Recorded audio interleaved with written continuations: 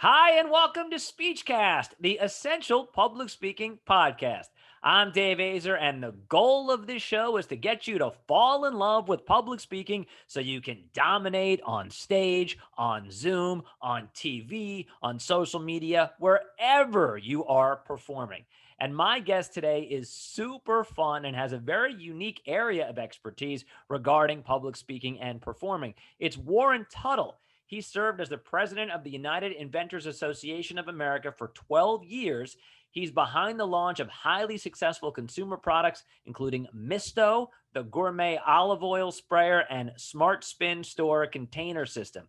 And Warren travels the country as a speaker, inspiring inventors to get their products to market, and he helps inventors craft their elevator pitches. So we're going to chat with him about all of that, plus his new book, Inventor Confidential, coming up next. This is Speechcast, the essential public speaking podcast. Here's national TV host, public speaking and media coach, TEDx speaker, and best-selling author, Dave Azer. Warren, how are you, man? It's good to see you. I'm doing great, Dave. Good to see you too. This is super exciting. We had a pre-interview call a few weeks ago, and I had all these ideas going through my brain. So I'm so glad we get to do this for real now. I hope you're ready for some hard-hitting public speaking questions. Oh yeah, I'm all over it. You know, I took public speaking in college years ago, so this is a good chance to use that course right now.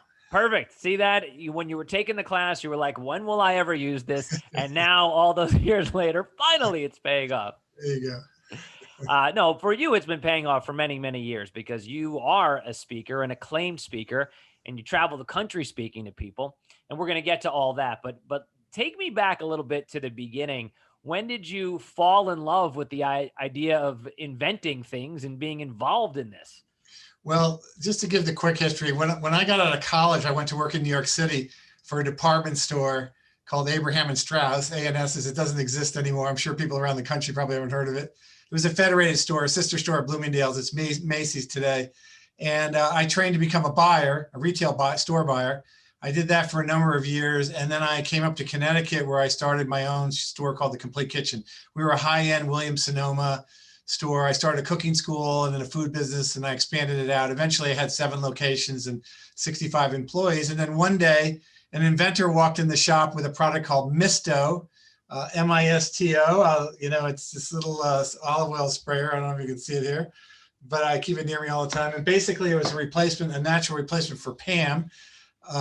Put in your own oil, choose your own oil, especially patented nozzle that could handle the viscosity of oil. Spray your oil, get more flavor and less fat. And then when you were done, you could refill it so you didn't have to throw the can away in the landfill. So that was my first inventor. I ordered 100 the first day. He said, I haven't built them. It's just a prototype. The rest was history. I partnered up. We helped take him out. We sold millions of MISTOs. And from then it's led me to a wonderful career of helping inventors in a variety of ways. So cool. So even though you're not the guy inventing these things, you're helping that process, because we have all said, oh, I got a great idea, but most often the idea goes nowhere. So you're the guy that comes in and says, I'm going to take that idea. I'm going to actually help you make millions of dollars maybe, or at least get it out to market. Well, exactly right. First time I bang you around to tell you that ideas by themselves aren't going to make it. And then we get you into shape by researching and vetting the market properly. And then we build a few to see if they work. And then we patent them. And then we do a whole bunch of things that I describe in the book, Inventor Confidential. But yes, I'm sort of the guy that, I'm not necessarily the guy that can throw the curveball, but I can teach you how to throw one. Okay, that's good. Hey, listen, that's just as, if not more important. Are you a naturally curious person? So when the guy comes in with the MISTO, are you at that point in your life thinking, yeah, that would be neat? Yeah. I've often thought of things like that. Have you been wired that way in your DNA? Absolutely. I'm curious is my middle name. I take a lot of chances. I take a lot of risks. I always have, both in my personal life, with sports and motorcycles and things, and I do in business as well. But yeah, I fall in love with every project, and hopefully I wake up in the next morning and I'm still in love with it. But I always lead with my chin. My heart and soul are into it. I think sometimes you're hurt, just like you are in other passions that don't work out. But I think it's a necessary part of doing what I do, which is searching for needles in haystacks, identifying the winners, and really putting my all into it. So it's a constant love affair with new products. So when you say searching, are you looking for stuff or people approaching you? How does it work? It's a combination of both.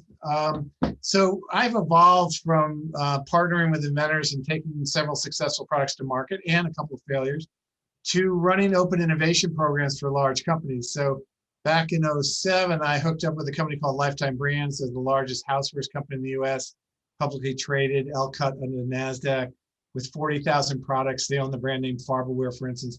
And I run their open innovation program. So I'm the person in the middle that vets all the inventors, takes all the leads. I work with all the senior vice presidents and senior management to see what they want to do. And I orchestrate licensing deals. I also do it for another company called Merchant Media, a DRTV company. And for many years, I did it for Tektronix Industries, for the makers of Ryobi and rigid power tools that are sold in Home Depot. So I have a lot of experience in the housewares field, hardware, power tools, and DRTV. Those are my areas of expertise. And yeah, I'm paid by the company, so I have to charge inventors, which is awesome. And I'm paid to look for both things and handle anything that comes in directly to the company. It's just so cool because I feel like I've met so many people over the many, many, many years I've been doing this, and I've never met anyone quite like you. So this is for me. I'm like geeking out. This is so fun. It's So a very unique field, and it's a niche that I pursued organically and buried my way into. So but I am sort of an outlier. So we're gonna get into as I mentioned earlier, the public speaking aspect of all this, and when you speak, what you say, and who you've met, etc. But I just have a couple more questions regarding inventions. Uh, do you look for certain things? So if someone says, "Hey," and because I'm sure every day of your life, I got a great idea, Warren. Give me 5 minutes. Let me tell you, and then they give you their pitch. Do you have in your mind a checklist of like this will work or this will not work because A, B, C, D? well, surely in my mind I do, but I try to keep an open mind because you never know what the next big hit will be. Now, certainly there are categories that I'm an expert in. There are certain things, if you can make a product that makes life easier, if it's less expensive or savings, if it's environmentally friendly, these are sort of telltale signs that we're onto something interesting. When you merge several of them together, it gets quite exciting. But I try to think out of the box. It's almost like a music song, you might be into jazz, you might be into rock and roll, you might be into classical, but when you hear a good song and you know it, and no matter what genre it is, you enjoy it. And I try to, open up my head to things. And if I'm not an expert in it, I do try to send inventors to people who are experts in those fields. It's funny you mentioned the music reference, and immediately when you said that, I thought of the movie Bohemian Rhapsody, the great scene where they're playing that song to the producer. I think he's played by Mike Myers. And he's like, Yeah. no, garbage, terrible, no way, never. And that's an example of him not thinking outside of the box. And what a colossal mistake that was, right? That's true. So, it's a fine line. It's a lot of experiences involved. Every single product's unique, just like every song is.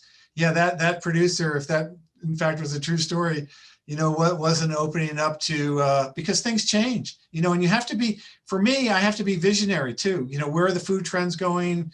Where are people going to be in a couple of years? What's hot today? So it's a variety of influences, but at the end of the day, I've looked at tens of thousands of products. So, I've gotten a kind of a feel for it. Is there one of the tens of thousands that you're most proud of that you helped shepherd to greatness? Well, I would say always MISTO is going to have a special place in my heart, but I also did a great product called SmartSpin. It was a storage product that went on your shelf that helped you store storage containers and their lids. The classic scene was you open up your kitchen cabinet and all your plastic containers fall out and you can't find a lid. And within 1 cubic foot, we could put 24 containers and lids. And that we put on TV. I had a good feeling about that from the beginning, help with the final design on it and launch that. I've got the odor absorbing splatter screen. We took a really basic product in housewares, those splatter screens that people who live in apartments that don't have range hoods, so the grease won't splatter. And someone put a carbon charcoal filter. So now it becomes smokeless and odorless on top of being a splatter screen. We've sold millions of those. Food huggers came out of Europe, met the inventors from Spain and Holland. And so you don't have to use saran wrap and tinfoil to put over half tomatoes and fruits and oranges to keep them preserved. And I don't know. I could go on and on and on. I mean, I don't know any of them that are my favorite, but collectively, I've signed, helped shepherd about 125 licensing deals and products to market, which have generated over $1 billion in sales. So it's been boom. Cool. There, mic drop, walk away, game over. Nice. Yeah, it's been fun. Are there any misses? Either one that you thought was great that wasn't, or one that you passed on and turned out to be great? Well, really good question. So I have a chapter in my book called SIAM. It's an acronym and I developed when I was younger. S is for stop, I is for identify, address, A is for address, and M is for move on. And it helped me with failure, and it helped me with anxiety and pressure. And sometimes, yes, I had a product that I helped develop called Stir Chef. It was an automatic saucepan stirring device, which was like the #1 product at the 2005 Housewares show. And we sold hundreds of thousands of units, but it didn't sell when it got to market. And we took a bath and it ruined 2 years of my life and, almost cost me everything. And I learned a lot from that. But I had to slow down. I had to stop. I had to, stop freaking out, identify and try to learn from that process. And so a big part of the book is failure and how to deal with failure. I do have to say the second half of your question is brilliant because I do live in fear of missing something. When I write an inventor back and say it's never going to make it, that's a hell of a statement. And so far, I've never said that and been wrong, but only one time did I miss on a product. And I'll tell you what it was. It was a device that cut hot dogs into small bites. And it was actually shaped in the shape of a dachshund. So it was kind of cute. I didn't take it seriously because it looked like a dog. And I didn't have young kids, so I didn't know that kids choke on hot dog. I never heard of that before. So I said no. And they went on, and it's probably the only product I ever missed. They went on and sold 1 million of them at Walmart because I probably didn't get it. So I learned from that. But out of over 100,000 products I worked at, that's the only one I can say that I missed. Yeah, that gets you in the Hall of Fame. That's pretty good. only one miss. So cool, man. I could talk about this part of it all day. So let's talk about when you travel and you speak to inventors, prospective inventors. Does public speaking come easy to you? Do you enjoy that experience? Well, it didn't when I was in college. Truth be told, I got a C in the course. I think like everyone, you evolve. I've gotten much better in time. And I speak regularly now over the last 20 years at conferences, at Inventor Club, Smithsonian, US Patent Office. And I'll tell you the biggest single thing, Dave, that I've learned for me. In the beginning, I used to do a PowerPoint. I used to spend hours preparing. And I would be sort of like, with the guy with the little pointer going through my PowerPoint. These are the 7 things you need to do to remember that. You remember those World War II movies? Okay, men, we're going to bomb Dusseldorf and then Hamburg, and then the war is going to be over and you're all going to come home. Those movies and let's go get them, And what I found was as I did these PowerPoints and these slides and telling everybody technically what they had to do, I would look up sometimes and take a breath and nobody was listening. And half of the class was asleep because I lost them entirely.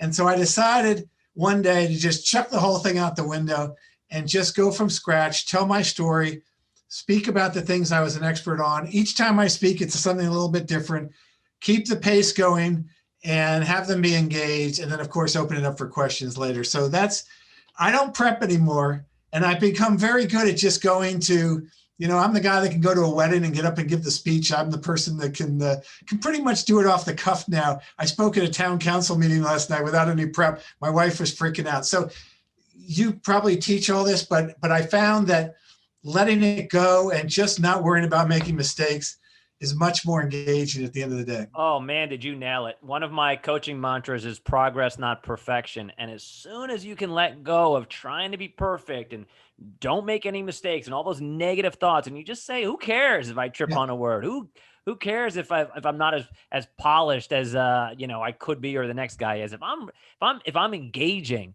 that's what matters more. And when you speak at these conferences, it's interesting because your business, much like most businesses, you've got a certain degree of technical expertise you have to give, which is not super exciting, I'm sure. But also when someone invents something, it's like really passionate for them, right? It's like this is what gets them up in the morning, and they're going to leave their 9 to 5 to do this cool thing. So I think they want to feel passion from the speaker. They got to feel that from you. They do. And I certainly get into some technical stuff, especially when people ask me questions, because I know my stuff and I'm pretty mechanical. But yeah, they mostly want to hear the story that it can be done. Even when I fail, and I tell them about my miserable success or failure rather, and tell them some of the things I learned from it. They're very much involved in that. They can relate to that. You catch them at some point. It's kind of like Dave, like I found over the life I've had many wonderful experiences. I've lived around the world. I play a lot of sports. I do a lot of things. I find that no matter where you're from or what you did, there's something we have in common. Maybe you traveled to Switzerland and I grew up there, or maybe I climbed Mount Kilimanjaro and you saw a picture of it last week. We will find some way to relate. By the way, did you? I did. Yeah, I did. Wow. That's in the book too. But there's something that there is that wow moment when people can relate to it, and then you feel like you've formed a bond and camaraderie. And that's what I like to do with audiences too. Throw out enough things that people feel like they will remember what you said, and I just find that engaging, and I like to listen to those speeches too. So it's all good.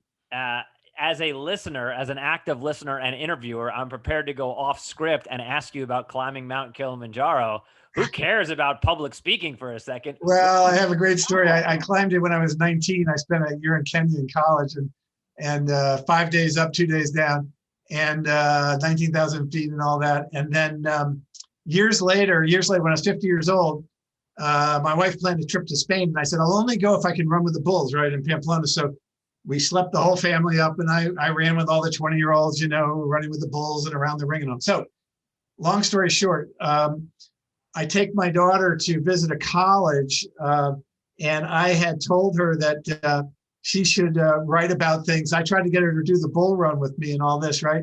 And we sit down to listen to the dean of admissions, talk to the parents of the student. And he literally looks up and he goes, we can tell a lot about you from your essay. You don't have to have climbed Kilimanjaro or run with the bulls to impress us. At which point my daughter, who was like 17, looked at me and said, Dad, I got this. Please stay out of my life from now on. And she's been very successful ever since. Oh man, what a great story. That's awesome. I love that. So charming. You continue to be fascinating in all of these aspects. When you work one-on-one with these inventors, much of their success in terms of bringing a product to market is convincing people to give them money or whatever it is. And that is all elevator pitch and confidence in a room and public speaking. So what do you tell them when you work with them with regards to how to make a good impression? Well, first we start organically at the beginning to get them prepared for what they need to do to research the market and get the product ready so that they build confidence. It's almost like public speaking. You can't really go out and give a speech till you know the topic, and you have to sort of start from the beginning. But once we get them to a certain point, definitely advise them on how to pitch properly. And I learned something really interesting from a book called What Color is Your Parachute? About interviewing. And they had a wonderful chapter in there that the interviewee and the interviewer should speak about the same amount of time, 50-50. So if someone's asking you questions and you're giving 1 hour answers, that is not good. So I try to preach that to inventors, hold your fire. You don't have to sell everything the first minute. Try to get the person engaged, like myself or someone else. Let them speak to, listen carefully to what they're saying, be professional. While you're presenting your product to someone like me, I'm also evaluating you, not only the product, because I'm making an evaluation in my head, whether you're nuts or whether you're sane or whether I can even ever do a deal with you and all these. You're almost interviewing for the role. So you want to come across, and something I spent a good part of the book talking about, how to properly present, how to get your pitch ready, how to practice it, and how to deliver it as you do it more and more in a more efficient way. Well, give us, if you don't mind, a couple of nuggets with regard to what you just said, practicing it. What's in the book with regards to how to practice your pitch? Well, we definitely want you to describe the benefit of your product. You'd be surprised. That's such a simple statement, right? But you'd be surprised how few people do it, especially men. when you ask them about your product, men in particular, especially engineers, they start giving you all the data and the materials. Like if you just designed a new lawnmower that can mow your lawn in half the time, an engineer man would tend to say, it has 5 horsepower and it's got enough RPMs, to do this and all these technical stuff. And you're sitting there going, I really am not interested in that right now. What's the benefit statement?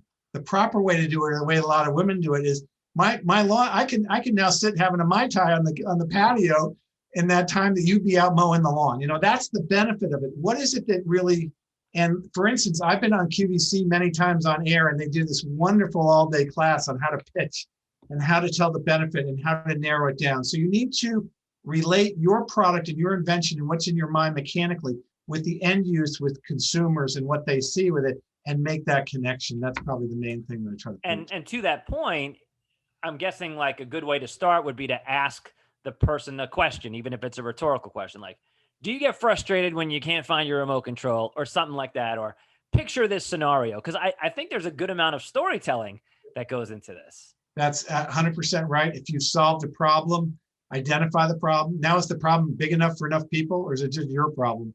But yeah, that's a great way of saying, do you have that? And that's the way a lot of infomercials and commercials work and so forth.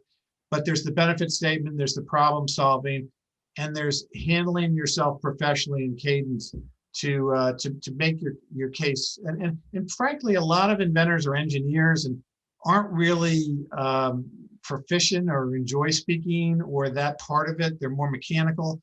So it's a little bit of an effort. And now, if I think when I'm looking at someone that they're really good people and they mean well, I help them through that process. But sometimes, other people don't have the time of day. And so how you pitch is important. It's very important. I'm guessing that there's probably sometimes a good amount of hubris where people are not willing to accept that there could theoretically be anything wrong or any shortcomings with their product, right? Like, this is so fantastic. And then the person in the room says, yeah, well, what about this? I'm guessing some people might get super defensive, which is probably not a great tactic. Yeah, you don't want to get too defensive. The fun thing is sometimes I get a product that I'll turn down and I'll describe it. And then 6 months later, they'll present the same product as if I haven't seen it before.